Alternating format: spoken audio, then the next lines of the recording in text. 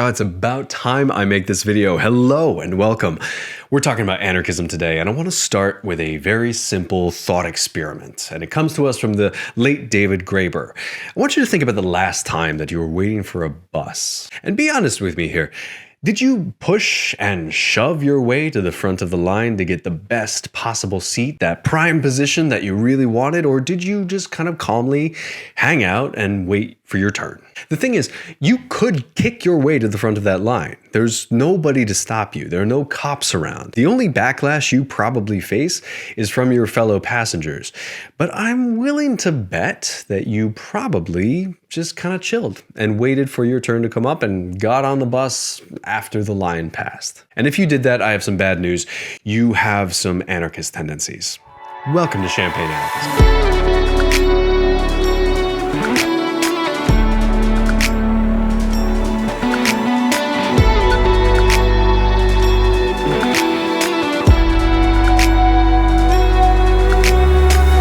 Welcome to the Champagne Anarchism channel. Most of the time on here I spend talking about great leftist books, but I thought I should start dropping a few occasional videos about anarchism. You know, the basics. And we're going to start with this one. This is a general intro to anarchism. If you've ever wondered what anarchism is, just as a political philosophy, if you're wondering what an anarchist society might look like, if you're just kind of curious to start exploring anarchism and you're looking for good recommendations for people to start reading, this is the video for you. And just some quick housekeeping before we get into it. Most of the stuff I do on Patreon. That's patreon.com/champagneanarchism. You can head over there and sign up. I have a 100 Great Anarchist Thinkers series. We are just finishing with the 10 proto-anarchists.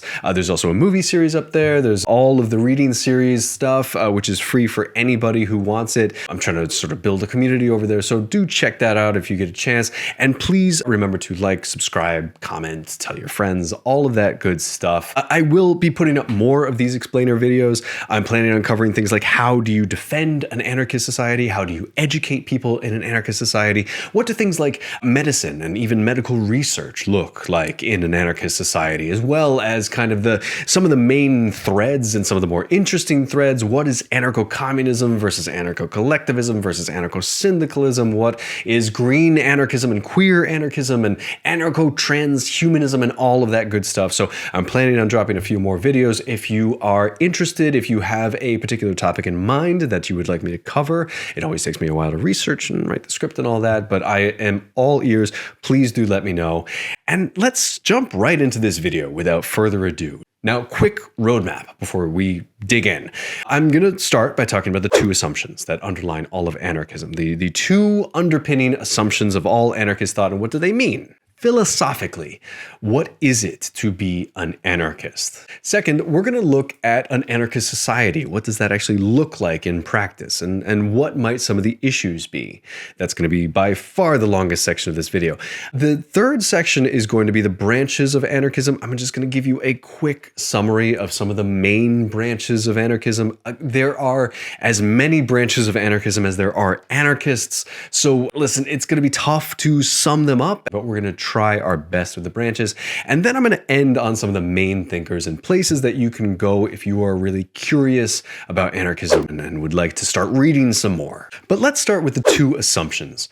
What does anarchism mean, and what does it mean to be an anarchist? Whenever I mention anarchism to people, they always look at me like I'm crazy. There are a few reasons why people associate anarchism with fire and bombings and flaming barricades and general mayhem, but I generally just say to people, calm down. The reason most people associate anarchism with that kind of bomb in the pocket stuff is because, first of all, there were an entire generation of anarchists who fought the state with bombs and with Molotov cocktails, sometimes very rightly. For those people, it was kind of the only option left to them. And then there were some times that this was carried out in absolutely the wrong way, hurting more civilians, prompting more of a backlash against the thing that they were fighting for in the beginning that ended up undermining that thing to begin with. There's a lot of really complex history here, and it's really, really fascinating. And hopefully we'll get into that in later videos.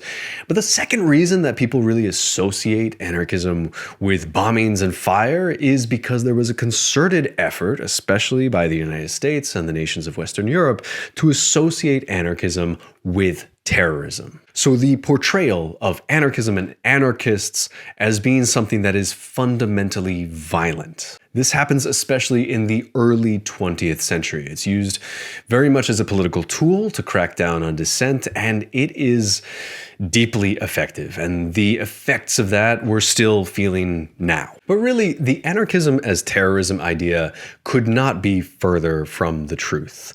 Anarchism is grounded in two simple assumptions, and I'm borrowing these assumptions from David Graeber, again, who I think really summarized this idea kind of beautifully. The first assumption is this: humans are inherently cooperative creatures. That is to say, humans will tend to cooperate with each other as much as they are allowed. What does this mean? Well, it means that greed isn't natural.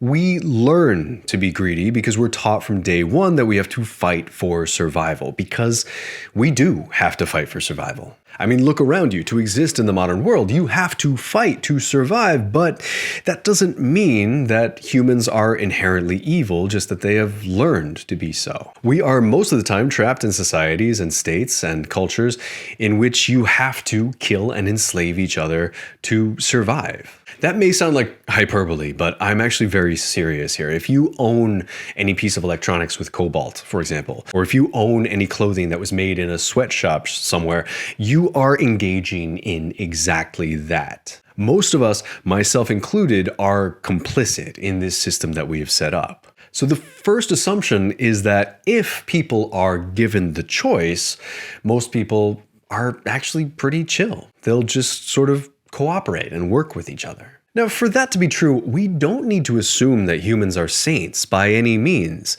Humans are still going to be humans. You're still in the most perfect anarchist society. You will still yell at your neighbors. You will still gossip. You will still complain. You are still ultimately human. It's just that at the end of the day, humans will mostly tend to come together and work together. And that is because we are inherently social creatures who need and love and really value the people around us, especially our immediate communities. But that is the first assumption, and I call it an assumption because it's something that is inherently unprovable. You're basically saying human beings are inherently good or human beings are inherently bad, and there is really no way to tell because we don't know what human beings are truly like. Most of us have never been in a society where we can actually flourish and cooperate and work together. Most of us see the world around us as it is, and that is a particularly brutal world. And so that's just how that goes. And so how do you balance nature and nurture? How do you untangle those two from true human nature? You just have to kind of try and hope that it is. And that is one of the reasons I'm very happy to make this first assumption, because I want to fight for a world where that is true, if that makes any sense to you. Let's go to the second assumption, though. The second assumption is that power corrupts. You've probably heard this saying before, right? Power corrupts, absolute power corrupts absolutely. But the idea behind it is fairly simple. If we are, as humans, naturally given to cooperate with each other, then the thing that derails us from that essential human nature is power. And that power pulls us towards more power. How many times have we seen a politician who starts out with supposedly all the right intentions and then gets derailed by this quest for power? How many times have you looked at a billionaire and gone, how much more money does this guy need? It is impossible to spend that amount of money. And it is because once you start, you give your humanity over to a quest for more. And so the conclusion from those two main assumptions is that anarchism is about the destruction of hierarchies of power. What does that mean? That may sound like a little bit of a technical phrase that I'm using here. There's a hierarchies of power. Hierarchies of power exist all around us. And there are the obvious ones, things like the state, the prison system, the police, etc. But there are also less obvious ones that are around us all the time. There are, for example, racial hierarchies of power. There are gender-based hierarchies of power. Even among ourselves in the modern capitalist hellscape that we live in, you probably have friend groups where you feel like this is a hierarchy that I'm existing in, and this friendship that I have with this person is highly transactional. A lot of this is based on these hierarchies of power that go from everything as totalizing and all-encompassing as the state to our own individual lives. There's a lot here to deal with. And so anarchism isn't about trying to build a particular vision or version of society. It's about trying to break down all of the things that get in the way of fundamental equality and harmony among flourishing human beings. This really is why I love anarchism so much as a political philosophy, why I was initially drawn to it. It's also why Ursula Le Guin describes anarchism as the most idealistic of all political theories, because anarchism assumes that all humans, are fundamentally cooperative beings and our natural state is good, and that we are made greedy and antisocial and malicious by our circumstance, because the world and the system that we live in forces us to fight amongst ourselves for scraps. And if you could change the circumstances, if you could truly change the material situation of most people, you would find that most people just kind of want to live their lives, that they seek a harmonious life. Okay, so if anarchism starts with those two assumptions, what does that actually look like in practice? Let's talk about the anarchist society. This is where we start to get into some tricky stuff, and I have to admit a few things. But let's start all of this by saying that anarchism is fairly unique among political ideologies in that you can describe a lot of societies in their ideal form under various political ideologies, but not necessarily anarchism. And there's a very good reason for why that's true. For example, if you're a socialist and you're trying to design a socialist government, you can design a document for that. You can write a constitution that gives you everything you need for this socialist government to exist. If you are a monarchist, you can describe the functionings of a monarchy and the way that the king exercises his power. You can even roughly design what an eco-fascist state would look like. You can picture all of these, you can write them down, you can diagram out the flow chart of hierarchy and all of that. Anarchism just is not like that. Anarchism, the anarchist society in particular, depends on the anarchists who are making it work. So anarchism is actually much harder to describe because in its pure form, what anarchism is just a constant state of revolution. Now that sounds apocalyptic, and I'm copying language from some major thinkers when I say constant state of revolution, but what that really means is an anarchist society will have to change and adapt and be in constant flux with the needs of the particular individuals in the society and the needs of the broader community at large. So you can begin with an idea for how your community should operate. You can even write down some rules and guidelines, rough things to abide by, but you have to know that they will necessarily change. Also, those guidelines and the ways that the community operates will depend fairly radically on the people who are setting up that particular group. And for that reason, it's very difficult to write down on paper what the perfect anarchist society would look like, what those rules are, how it would function. Because a permanent state of revolution means permanent state of adaptation. It means altering the DNA of the community to fit the needs of that community. Now, that being said, there are a couple things that we can probably say in general about an anarchist society. And as I said at the beginning, there are many different versions of anarchism, and there will people who will very rightly go, Justin, this is ridiculous. This is your version of anarchism. My version of anarchism is absolutely, completely, radically different, and that is okay. One of the strengths of anarchism as a political ideology is that there are so many different variations. It is a particular selling point of anarchism that it is full of free and annoying thinkers. It's kind of great, but this is, to set all that out, this is my particular version and understanding based on the reading that I have done. And if you have quibbles with it, drop them in the comments, but don't be too annoying. So here's my 2 cents.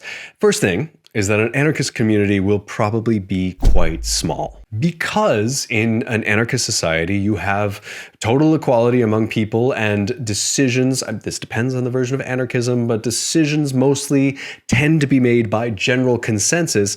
An anarchist society needs to be small enough that you can get the entire community into a room to hash out a decision. And the community also needs to be able to make decisions in a way that isn't overwhelming. overwhelming and isn't unwieldy. The late great anarchist or anarchist adjacent Murray Bookchin, for example, would talk about the ideal size for a city being a city in which a person watching from one side of the city, a city wall, could signal to the rest of the city and be heard. The second thing that we can say about an anarchist community is that it needs to be highly cooperative. This may sound obvious, but you can't compel people to work. And so in a situation like that, if you want community farming, if you want medical attention, if you want education, etc., you need to foster a type of community where people assume voluntary roles because they care, not because they are coerced. And that might sound wild. I mean, why would somebody do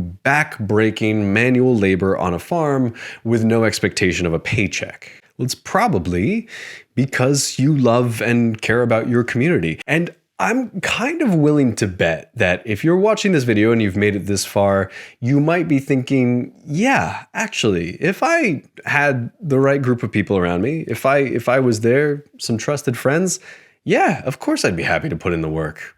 Maybe it even sounds kind of fun. And that is the reality, and it's how most human societies functioned for most of our history. But what happens when you have an issue that affects multiple anarchist communities, meaning that the communities need to come together to deal with that issue? This depends very much on the thinker that you are asking, or the anarchist that you are asking.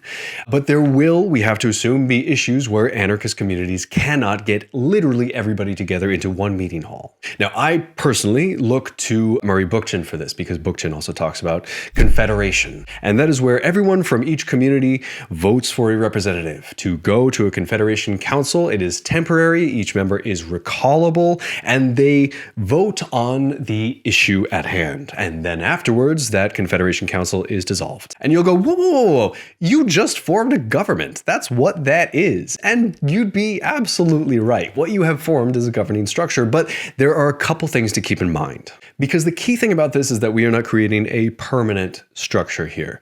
What we are creating is something that is designed to be ultimately temporary and forever revolving. What we're trying to do is avoid creating a state here. If hierarchy is necessary, and there will be moments when it is necessary, we're trying our best to avoid a Julius Caesar moment. And this is where we need to start getting into some key admissions. Because your next logical question should be, okay, what happens when somebody in the community tries to take power? We can't be too naive about this. We can assume that humans aren't inherently greedy or evil, but there will be moments when greed shines through. And of course, we will need to deal with that. Yet another question along those same lines, what happens if a hostile foreign force decides to come and invade? And I'll be making a whole video about this later on, but let's do some broad outlines here. Yet another question, in fact, what if you've got a clear and present danger to the community? What if you've got a rapist or a serial killer on the loose? What do you do then? The worst of the worst. Well, in any of those cases, you may end up doing what we had to do with the temporary hierarchy with the government. You might have to create an entity that looks a lot like the modern instruments of the state that we live with every day right now. The things that people like Emma Goldman and Peter Kropotkin were railing against way back in the 20th century. So to deal with a serial killer, for example, or somebody who wants to assume power within the community, somebody whose greed shines through, like we've just expressed it, you may have to set up a temporary police force. You also might have to create something that looks a lot like an army to deal with a hostile invading force. Also, in the case of a rapist or a clear and present danger to the community, you might have to create something that looks a heck of a lot like a prison. All of this leads to what I like to call the Seth MacFarlane defense of the status quo. It looks like this. Now that we've freed ourselves from the terrible shackles of government, it's time to replace it with something better. The first thing we need is a system of rules that everyone must live by. Gotta have rules. And since we can't spend all our time making rules, I think that we should elect some people to represent us, and they should make rules and choices on our behalf. There are a few problems with this idea. The main one is probably that you shouldn't be getting your political information from Family Guy. But the other thing is that the institutions that you're setting up, the police, the army, the prison, for example, they look a lot like the modern police, prison, army. but they're not. The police, for example, might look a lot more like the ancient police forces that David Graeber talks about in his book, The Dawn of Humanity, rotating among people in the community, really only operating for 3 months out of the year. A police force that is much more ritual than state. The army as well will probably end up looking a lot more like a disparate guerrilla force than any kind of modern top-down military. And the prison will probably look a lot smaller and a lot more like a rehabilitation clinic, like the ones that Angela Davis talks about, our friend Angela Davis. The final goal of that prison, must you create these individual units of containment, the goal of that prison is rehabilitation and reintegration of the individual into society, as difficult as that sounds. In other words, all of these institutions that you're creating are temporary institutions. Hierarchies pop up all the time. An anarchist society, if you try to build one, isn't about ignoring these realities, it is about dealing with them as they come up. And by the way, as we reach the end of this little section that I've thrown together talking about an anarchist society and what it might look like, all of this might sound ultimately incredibly utopian. And it is. I don't shy away from that word utopia. I actually quite like it as a word, because if you're not fighting for a utopia, then what are you even doing? But more than that, it may seem impossible. We live in the real world and we know our history. We know what happens to movements that rise up and try to challenge the status quo in general. Regardless of their anarchist leanings or not, we know what happens to movements like this. But I want to go back to Ursula Le Guin, who was one of the greatest modern sci-fi writers and one of our greatest modern anarchists. She has this line, you may have heard this line before. She used it in her 2014 National Book Foundation Award. We live in capitalism. Its power seems inescapable. So did the divine right of kings.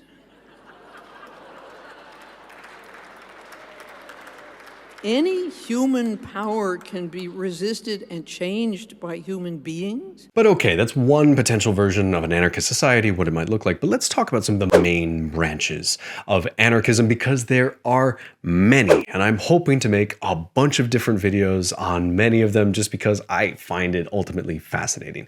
There are ones that I take more seriously than others, and we'll talk about one that I give absolutely no credit to in this very section, but we gotta discuss the branches. And I'm just picking a few, and again, the distinctions between them are, at best, very messy. They bleed into each other. Some people think about certain types of anarchism as leading to other types of anarchism. There's a lot of crossover. A lot of the thinkers don't explicitly ally themselves with any particular strand, and they will straddle certain strands. There's a lot of complexity and mixing around among the sort of philosophical designations for the type of anarchism that you are dealing with. However, let's throw a few out there just for fun. And the one thing that I should say before all of this is that while I obviously read a lot of anarchist theory and take these philosophical squabbles very seriously, I do think that we should not get too hung up on the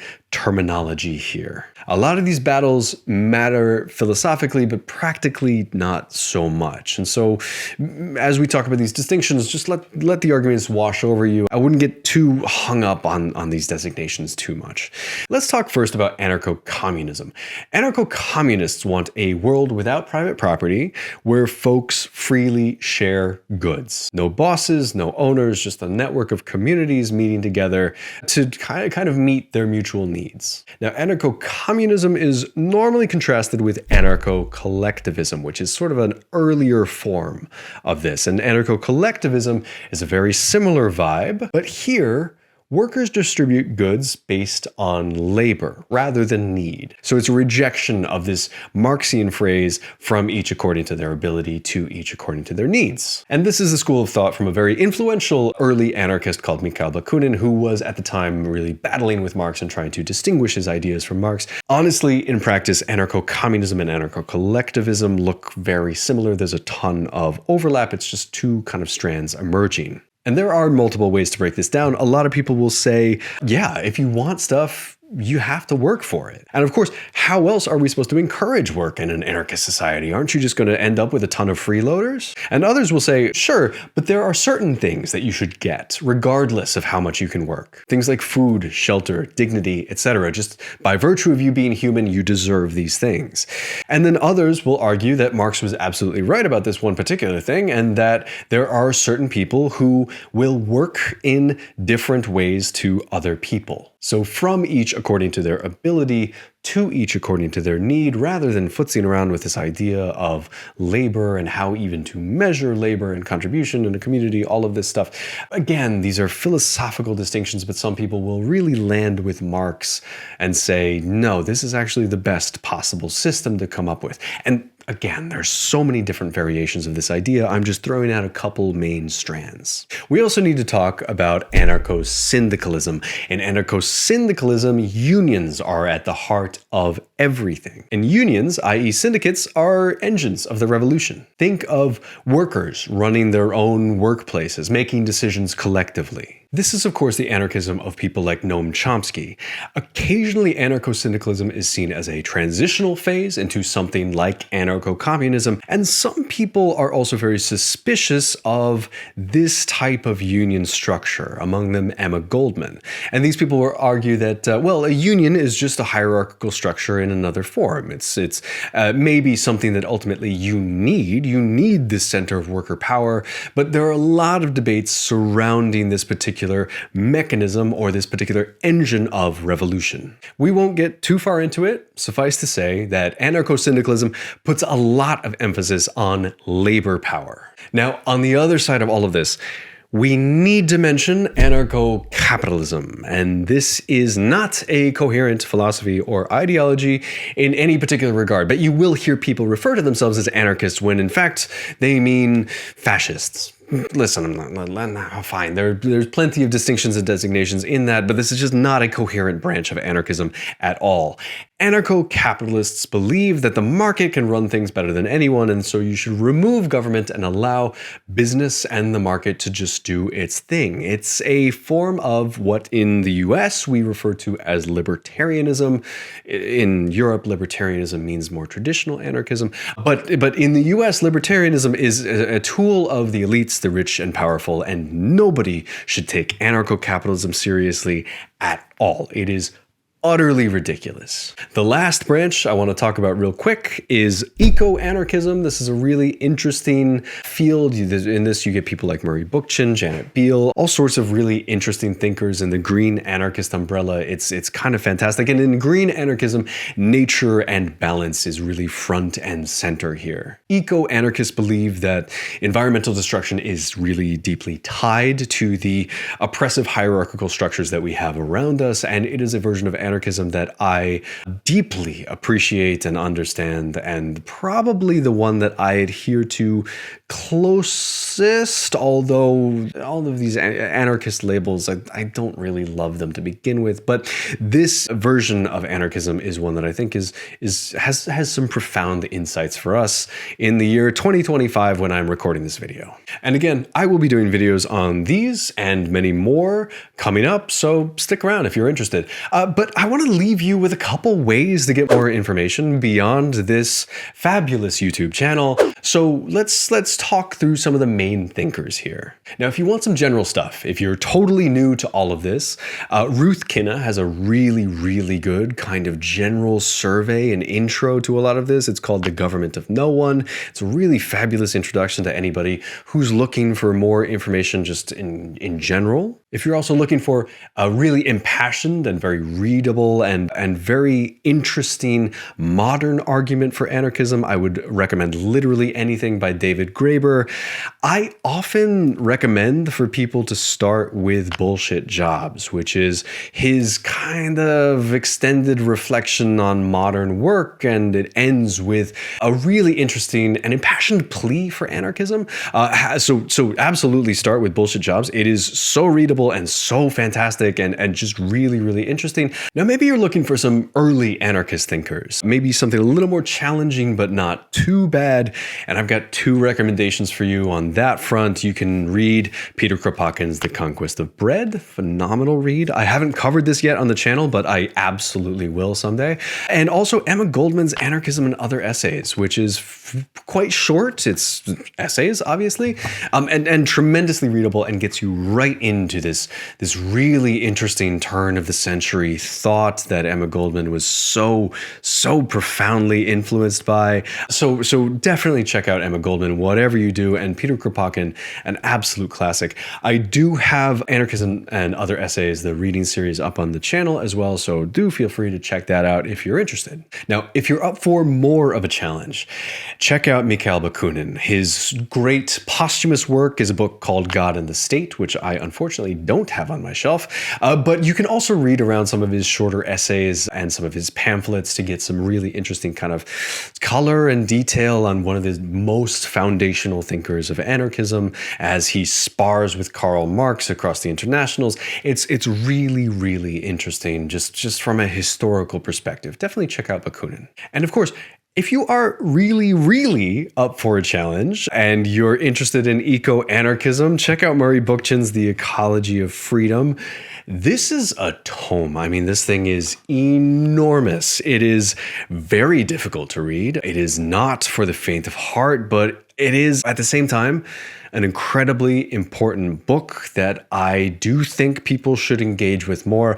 I also have a reading series on this book if you're interested, and we really go deep and break it down. So do check that out if you're interested in Murray Bookchin's work. The Ecology of Freedom is incredibly challenging, but I do think worthwhile. And then for people who, like myself, love the more kind of imaginative, speculative side of things and are looking for some fiction, the author I mentioned before, Ursula Le Guin, has some phenomenal anarchist works, including one of probably the great sort of anarchist works of sci-fi, and that is, of course, her book, The Dispossessed.